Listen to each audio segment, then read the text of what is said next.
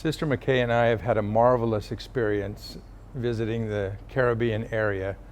We began in the Dominican Republic and have had just a rapid fire, almost a country a day since then. But we've been so impressed by the faithfulness of the saints, and most of all, we've been impressed by what we've learned about how God has established His church here in the Caribbean. It's remarkable to us, and we've noticed almost a pattern that the beginning of the church on each of the islands, including the Dominican Republic and Jamaica, usually involves somebody who is a native of the island, who goes off island and gets baptized, then comes back. It usually involves a senior couple who is sent, and they start the work, and then there's some person who is baptized that's the first baptism on the island. And it's a remarkable pattern that we've seen repeated over and over again as we visited the saints. We marvel at how the Lord begins and establishes and strengthens and grows His church. We've seen Jacob chapter 5 take place, and we've heard the narrative that tells all about the saints and gathering and growing, and it's been motivating to us. It's been a marvelous experience.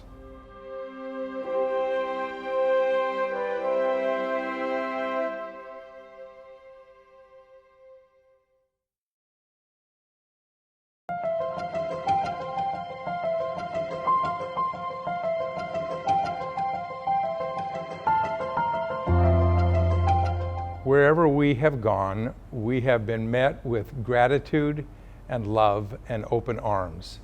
I think the saints have been most appreciative that a general authority has been among them. And in each place, we've also been accompanied by an Area 70. And in some places, we've had 2 general authorities.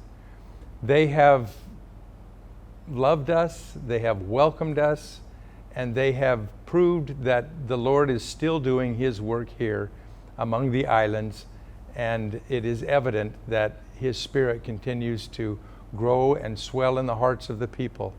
We've just loved being among them.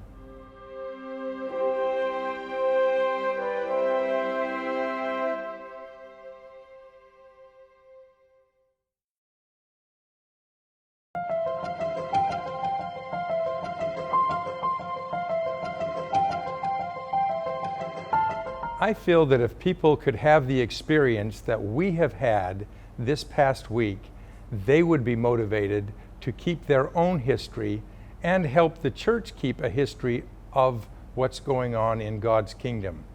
We have seen miracles, or we have heard the miracles as they've been told to us. I think that if people would read the Book of Mormon with an eye toward and an ear toward recognizing the importance of records, including the Book of Mormon itself, they would understand the importance of keeping their own record. Aren't you glad that Nephi kept a record? Well, we can do the same thing for our posterity. And our record can also help the church as we keep track of the church's growth in whatever area we're living in. I've also learned, above all else, that the closer we come to Jesus Christ, the more we will want to record our feelings and experiences with Him. So coming closer to Christ is key in all things.